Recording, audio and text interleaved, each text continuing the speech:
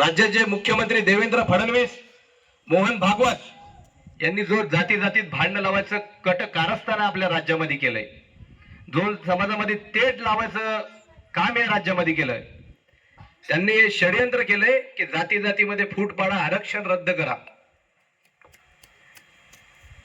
आरक्षण रद्द करून, संविधान रद्द करून यांना कुठल्या तरी धर्माचं राष्ट्र या ठिकाणी लागू करायचं आहे.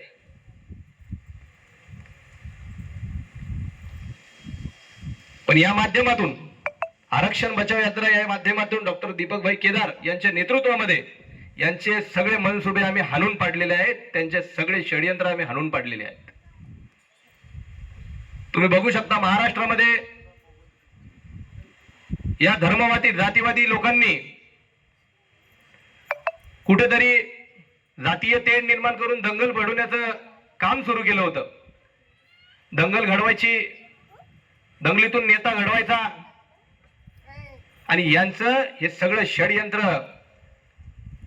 लोकनेता दीपकभाई केदार यांनी हाणून पाडलेलं आहे. आम्ही ज्या ज्या जिल्ह्यामध्ये, गावामध्ये, शहरामध्ये, तांड्यामध्ये जातो त्या ठिकाणी आमच्या सगळ्या बांधवांना, सर्व बहुजन बांधवांना एकच सांगतो की आता तुम्ही जर लढला नाही तर गुलामी आल्याशिवाय राहणार नाही, आणि जर गुलामी आली तर परत तुम्हाला डॉक्टर बाबासाहेब आंबेडकर वाचवायला येऊ शकणार नाही.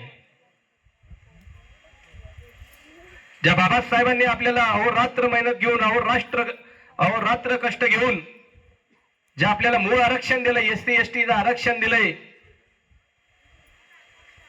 आपल्याला माणसात आणलंय, पंख नसलेल्या पक्ष्यांना गरुडाचं सामर्थ्य दिलंय, हा आपला बाप, आपल्या बाबासाहेबांनी आपल्याला माणसात आणलंय.